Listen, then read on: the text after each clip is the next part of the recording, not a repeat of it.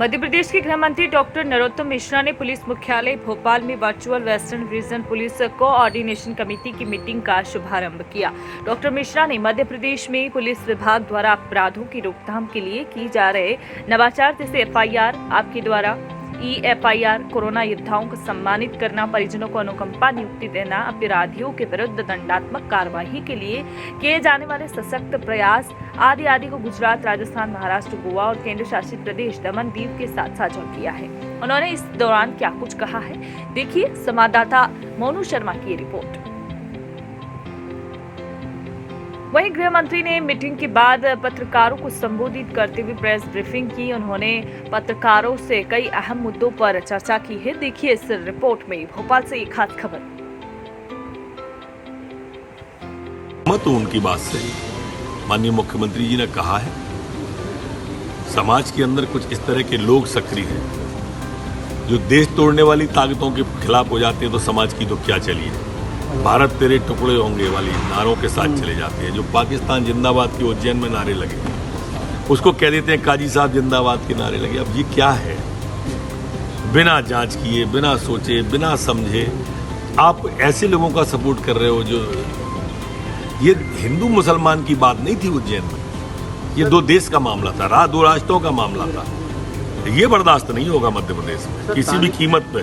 कोई भी तालिबानी सोच बर्दाश्त नहीं होगी। सर, तालिबान सोच, पाकिस्तानी सोच, ये तमाम तरीके के व्हाट्सएप में चैटिंग में मामले सामने आए। क्या कोई स्पेशल टीम या कोई टीम बनाई गई है पुलिस की या फिर बनाई गई है? तभी तो पकड़ में आए हैं और पकड़ में आगे भी आएंगे, आप देखते चलिए। मनोज सर आगे बात करो यार। पश्चिम क्षेत्र डीजीपीओ की बैठक तिमाही होती है। इस बार मध्य प्रदेश ने होस्ट किया है और हमारी कुछ विचारों का आदान प्रदान होता है। कुछ संगठित अपराध होते हैं, नक्सलाइट जैसी समस्या होती है, जैसे जहरीली शराब पड़ोस के प्रदेश से ना आ जाए। नक्सल गतिविधियों में हम एक दूसरे से विचार आदान प्रदान करेंगे तो स्वाभाविक रूप से अच्छा रहता है। संगठित अपराध की दिशा में, अवैध शराब की दिशा में, ये जो समाज को बांटने वाली ताकतें हैं और उसमें जो संरक्षण देने वाले लोग हैं, इसका भी विचार का आदान प्रदान हो जाता है कि कोई देश तोड़ने वाली ताकतें सक्रिय तो नहीं है। और ऐसी ताकतों के खिलाफ भी उनके यहाँ क्या स्थिति है, हमारे यहाँ क्या स्थिति है, वैचारिक रूप से वहाँ क्या हो रहा है, यहाँ ऐसी अनेक चीज़ें हैं। और सुधार जो प्रदेश एक दूसरे लागू करते हैं अपने अपने प्रदेशों में, उन सुधारों का भी आदान प्रदान होता है। जैसे हमने FIR आपके द्वार चालू की, फिर EFI की कैप का सिस्टम किया, कोरोना योद्धा जैसी हमारे यहाँ पर नई योजना आई। हमने कांस्टेबल को हेड कांस्टेबल बनाया, हेड कांस्टेबल को ASI बनाया, ASI को SI, SI को TI, TI को SI। ये जो नए प्रयोग थे, इन विचारों का आदान प्रदान किया। सर, दंगे की साजिश को लेकर इंदौर में जो गिरफ्तार हुए कैबिनेट की ब्रीफिंग प्रारंभ हो चुकी है। गृह मंत्री डॉक्टर नरोत्तम मिश्रा ने कैबिनेट की ब्रीफिंग की जानकारी देते हुए कहा कि वर्चुअल और एक्चुअल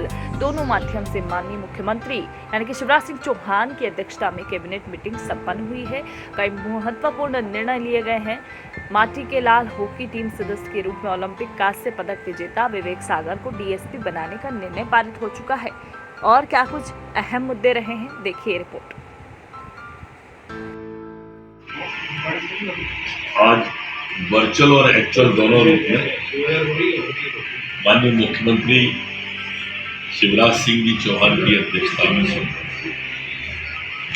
जिसमें अनेक महत्वपूर्ण निर्णय लिए। मध्य प्रदेश की माटी के लाल ओलंपिक में विवेक सागर जो हॉकी टीम के सदस्य के रूप में कांस्य जिन्हें जीता था, उसको DSP बनाने का निर्णय आज मध्य प्रदेश की कैबिनेट ने लिया, जो अपने आप में हमारे खेल जगत के विद्यार्थियों को आगे बढ़ाने में बड़ा ही महत्वपूर्ण निर्णय आज लिया गया। इसी तरह से मध्य प्रदेश सरकार ने मूंग और उड़द की खरीदी निरंतर रखने का भी निर्णय आज लिया है। 7,907 प्रति क्विंटल की दर और उड़द में 6,635 प्रति क्विंटल की दर रखी। एक अन्य निर्णय में हमारे मध्य प्रदेश के अंदर पढ़ाई लिखाई अभियान, जो नव भारत साक्षर अभियान के नाम से जाना जाएगा, जिसमें हमारे जो बच्चे पढ़ने से वंचित रह जाते हैं या जो कह लें 15 वर्ष से ऊपर के लोग, इन्हें साक्षर करने का सरकार ने अब तय किया है और तय भी किया है, लक्ष्य भी निर्धारित किया है कि सन 25-26 तक जो 1 करोड़ से ऊपर लोग हैं इन्हें साक्षर करेंगे और 110 करोड़ की 84 करोड़ की सहमति इस पर प्रदान की गई है। प्रधानमंत्री आदर्श ग्राम योजना, ये खासकर हमारे SC वर्ग के लोग, अनुसूचित जाति वर्ग के कल्याण के लिए अनुसूचित जाति कल्याण विभाग के द्वारा बनाई है और इसमें 186 करोड़ का प्रावधान करके 966 गांवों को लाभान्वित करने का मध्य प्रदेश की सरकार ने तय किया है। हर घर में स्वच्छ जल पहुंचे, नल के द्वारा जल पहुंचे, ऐसा मध्य प्रदेश की सरकार ने तय किया। मुख्यमंत्री जी ने घोषणा भी की थी और आज जल विकास निगम के द्वारा सुदृढ़ीकरण और नवीन परियोजना को भी आज मध्य प्रदेश की कैबिनेट के द्वारा स्वीकृति प्रदान की गई और सुदृढ़ीकरण और नवीन परियोजना को भी आज मध्य प्रदेश की कैबिनेट के द्वारा स्वीकृति प्रदान की गई। औद्योगों को प्रोत्साहन देने के लिए, रोजगार के नौजवानों को अवसर प्रदान करने के लिए 4 नवीन औद्योगिक क्षेत्र स्थापना करने का तय किया। मोहना में, इंदौर, रतलाम, जाबरा, रतलाम और कटनी, लमतरा, ये 4 औद्योगिक क्षेत्रों को विकसित करने का तय किया। इसमें जो मोहना इंदौर है उसमें 118.84 हेक्टेयर भूमि, जो रतलाम का है 19.84 हेक्टेयर भूमि और जो जाबरा में रतलाम है उसमें 34.31 हेक्टेयर भूमि, कटनी के लमतरा में 13.32 हेक्टेयर भूमि, ऐसे कुल 124.46 हेक्टेयर भूमि इसके लिए रिजर्व करने का तय किया है। इसमें भी लगभग 300-350 के लगभग निवेशक आकर निवेश कर सकते हैं। आज माननीय मुख्यमंत्री जी ने बैठक प्रारंभ होते ही जन्माष्टमी जो कल निकली उसकी शुभकामनाएं भी दी और बिजली की समीक्षा गहन की। एक एक बिंदु की बिजली की समीक्षा, जनता को आने वाली दिक्कत को उन्होंने समझा, किस तरह से अवर्षा की स्थिति से बांध नहीं भरने के कारण से दिक्कत आ रही है, किस तरह से कोयले की कमी से दिक्कत आ रही है और इस समीक्षा को उन्होंने विस्तार से करके मार्ग निकालने के लिए अधिकारियों को निर्देशित किया है। ठीक सर। और भोपाल में गृह मंत्री डॉक्टर नरोत्तम मिश्रा ने कहा कि कांग्रेस ने हिंदू आस्था के साथ खिलवाड़ करना, ठेस पहुंचाना कांग्रेस पार्टी राहुल गांधी, सोनिया गांधी का शगल है। कभी कुंभ पर सवाल उठा देते हैं तो कभी कुंभ की वजह से कोरोना फैल गया की बात रखते हैं, कभी महान भारत को बदनाम करके बताते हैं। अभी 2 दिवस पहले कमलनाथ जी ने अपने आप को कृष्ण भगवान का बताकर पोस्टर लगाए हैं। कभी सोनिया गांधी खुद को दुर्गा बनाकर पोस्टर चिपका देते हैं, कभी यह दत्तात्रेय ब्राह्मण बन जाते हैं तो कोट के ऊपर ही जनेऊ पहनकर चलने लगते हैं। ये शब्द हैं मध्य प्रदेश के गृह मंत्री डॉक्टर नरोत्तम मिश्रा के, जो क्या कुछ कह रहे हैं देखिए संवाददाता मोनू शर्मा के साथ ही खास रिपोर्ट। हिंदू आस्थाओं के साथ खिलवाड़ करना ये कांग्रेस पार्टी का, राहुल गांधी जी का, सोनिया जी का शगल है। कभी कुंभ पर सवाल उठा देते हैं कि कोरोना कुंभ से फैल गया, कभी महान भारत को बदनाम भारत कहते हैं। कल कमलनाथ जी ने अपने आप को कृष्ण भगवान बना के लगा दिया, कभी सोनिया जी का दुर्गा के रूप में चित्र डाल देते हैं, कभी ये दत्तात्रेय ब्राह्मण बन जाते हैं, कभी कोट के ऊपर जनेऊ डाल के चलते हैं। क्या है अब ये खिलाड़ी, इसका अलग दिख रहा है कि उसने फेंकते समय भी ओम का चित्र रखा और ये भी रखा, ये दोनों चित्र हैं उसके, गोल्ड मेडलिस्ट। और ये राहुल गांधी जी का ट्वीट है, इनने सिर्फ ओम हटा दिया है। ये इनकी मानसिकता को उजागर करता है कि किस तरह का सोच इस देश के प्रति इनका, हमारी आस्थाओं के प्रति इनका है। ये सारे देश को सोचना चाहिए और मैं तो मीडिया के बंधुओं से प्रार्थना करूंगा कि अब तो सारी मानसिकताएं उजागर हो गई हैं, इसमें कृपा करो, इस बात को ज्यादा उठाना चाहिए। सुप्रीम कोर्ट के मध्य प्रदेश के गृह मंत्री डॉक्टर नरोत्तम मिश्रा ने कोरोना अपडेट की जानकारी देते हुए कहा है कि कोरोना के मात्र 11 नए प्रकरण आए हैं, जबकि 10 लोग ठीक हो चुके हैं। प्रदेश में अब मात्र 102 एक्टिव केस हैं। पिछले 2 घंटे में 62,000 से अधिक लोगों की सैंपलिंग की जा चुकी है, टेस्टिंग की जा चुकी है। रोजाना अधिक से अधिक कोरोना टेस्ट हो रहे हैं। रिकवरी रेट 98.6 बनी हुई है। देखिए रिपोर्ट। 11 नए प्रकरण आज मध्य प्रदेश में कोरोना के आए,